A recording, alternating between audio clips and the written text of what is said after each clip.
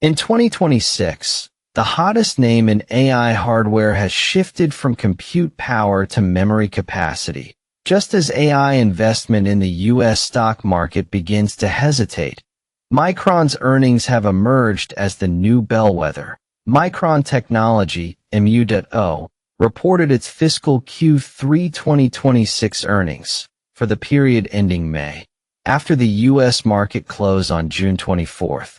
And it did not disappoint that IT has officially taken over the mantle as the flag bearer of AI infrastructure buildout. Great earnings are simply this straightforward. A clean sweep across the board. Here are the key takeaways. Overall performance. A total blowout. Micron delivered $41.5 billion in quarterly revenue, a staggering 74% sequential surge, marking the second consecutive quarter of 70% plus growth. This is on an entirely different plane from the company's own prior guidance of $34.2 billion at the high end, and the market consensus of $35.40 billion. By the time guidance is issued, shipment volumes are largely locked in, which means the flexibility comes almost entirely from pricing. Such a massive gap between guidance and actual results can only mean one thing. Even the industry leader, at the heart of this oligopoly, cannot predict just how insane in-market demand can get. The relationship between volume and price is brutally simple. Shipment volumes are crawling, DRAM up low single digits, NAND up mid-single digits. But prices have gone parabolic. DRAM ASPs up over 60% QoQ, NAND up around 85%. The implication is crystal clear in the face of this epic, generational supercycle for memory stocks. Everything except production capacity is irrelevant. The only thing that matters is who can secure compliant cleanroom space. Building new fabs takes 2.5 to 4 years. While conversions take 1.5 to 2.5 years. Beyond the strategic intentions of the three major memory makers themselves, the physical constraints of the real world have become the critical bottleneck. Gross margins. Sky's the limit. 84.6% gross margin. A veritable cash printing machine. In this revenue-driven structure, gross margin is almost a byproduct. Revenue is almost entirely price-driven. Incremental delivery costs are near zero, and virtually all new revenue flows straight to gross profit. This quarter, the conversion rate from incremental revenue to incremental gross profit hit 98%. Solid near-term guidance. The guidance was equally impressive. $50 billion in revenue and $31 in EPS. The beat on guidance is built on the back of this quarter's massive beat. In terms of sequential trend, the revenue guidance implies 20% QoQ growth, in line with market expectations. With most incremental revenue converting to profit, the revenue guidance already embeds a path to the EPS guidance. The company's $31 EPS guide matches the most optimistic estimates on the street. Given that the company cannot accurately forecast price movements at this point, the guidance appears to build in some cushion to allow for another beat. This type of guidance will only fuel even more bullish expectations, even more confident long-term guidance this time. Management extended the timeline for supply-demand tightness out to beyond 2027. They noted that even if supply-demand begins to ease in 2028, it remains difficult to judge when supply can truly catch up with demand. The underlying message is that the supply-demand imbalance could become a structural issue for a prolonged period, giving the market license to re-rate the stock on valuation. The core drivers supporting this re-rating: strategic customer agreements, SCAs. Just last quarter, they signed their first 5-year long-term agreement. Now, they have 16 strategic agreements in place. Recognizing that this is the single most critical issue for the market when re-rating memory stocks, the company went into painstaking detail this time around. A customer mix, spanning data centers, consumer electronics, and automotive. For hyperscalers, 3 mid-size customers, and the rest being smaller auto clients. Management explicitly noted that the ability to sign so many SCAs so quickly is driven by customers valuing their US-based production capacity. This hits on the key narrative that gives Micron a premium. While SK Hynix and Samsung combined may have more advanced technology and capacity in the AI memory race, Micron is Trump's cherished, made in America darling. Duration. Typically 5-year terms, calendar 2026 through 2030. Automotive agreements are generally 3 years. Contract key terms. Take or pay. Provisions. Customer default is a material breach. Large agreements have both floors and caps. Existing products have price caps equals current CQ2 market prices, with price floors that run through the entire contract. Other agreements float with the market. Premiums for next-gen products, e.g., HBM4, DDR6, etc., are left for future negotiation, not fully locked in. Financial implications. Aggregate revenue at the contract floor price across 4 agreements is approximately $100 billion. Signed agreements will bring in roughly $22 billion in cash deposits and related financial commitments. The price floors can support gross margins well above any historical cycle peak. Upon full execution, fixed price or cap price agreements near current CQ2 market prices will account for approximately 40% of total revenue. Once all planned SCAs are executed, roughly half or more of the company's revenue is expected to be under the SCA framework. From Dolphin's perspective, while the 4 major agreements only lock in $100 billion in revenue at the floor, which is just $20 billion per year, this is merely a baseline guarantee over the next 5 years. These deals have definitively raised the floor during a cyclical downturn. Additionally, Micron secured $22 billion in performance guarantees, strengthening its resilience against customer defaults. While this money cannot be used for Capex, it is part of a unified budget allocation. This guarantee alleviates the market's perennial fear of the memory cycle of doom, making money in the boom, expanding capacity, only to waste it in the bust. With this granular disclosure, is the valuation re-rating for memory stocks finally underway? After all, memory stocks have largely been driven by EPS so far. Pricing power on full display DRAM revenue. $31.3 billion, up 67% QOQ, with over 60% driven by ASP increases. NAND revenue, $9.9 billion, up 99% QOQ, with ASPs skyrocketing roughly 85%.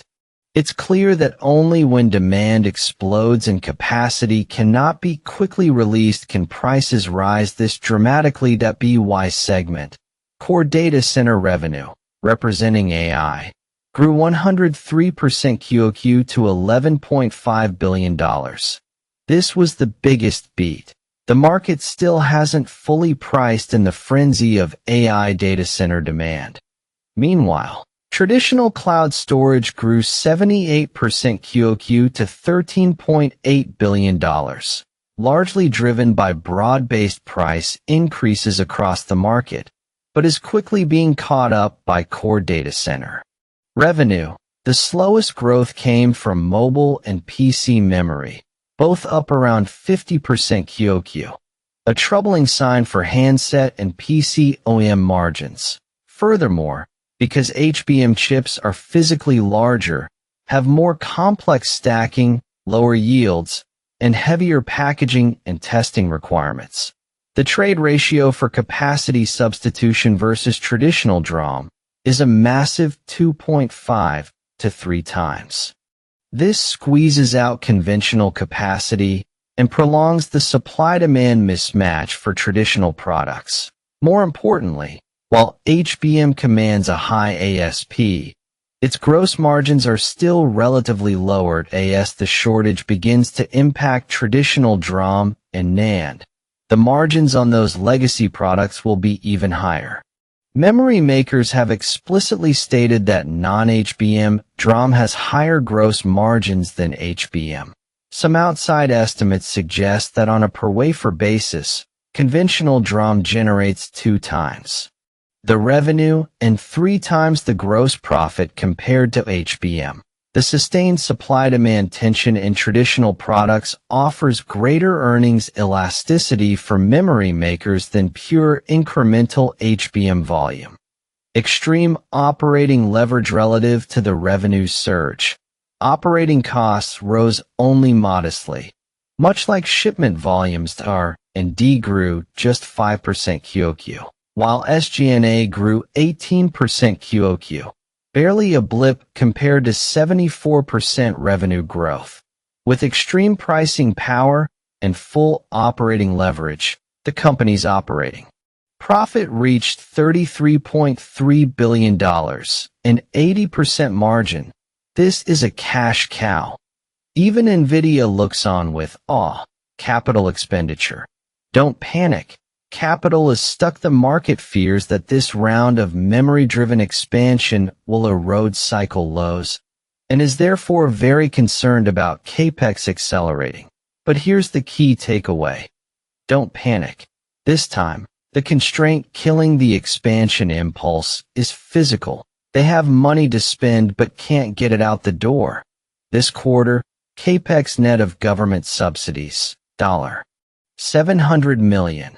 Was $7.1 billion, with next quarter's plan at $10 billion in the new fiscal 2027.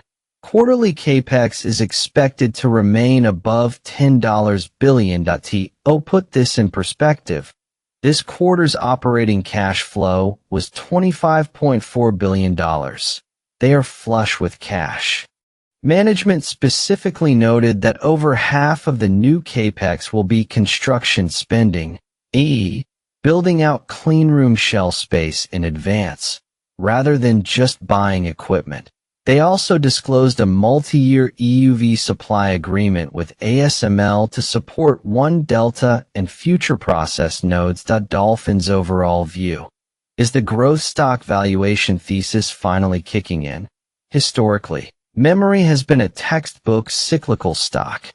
Money made in the boom would inevitably fuel expansion impulses, leading to capacity underutilization and erect P&L at the cycle trough, giving back most of the profits. This is why these companies have been valued on a cyclical investment logic. Peak earnings usually correspond to trough P/E multiples because the market is afraid to assign any valuation. Clearly, the key point of contention for the market, and the central theme management painstakingly explained, SCAs and long-term agreements, is intended to soothe these fears.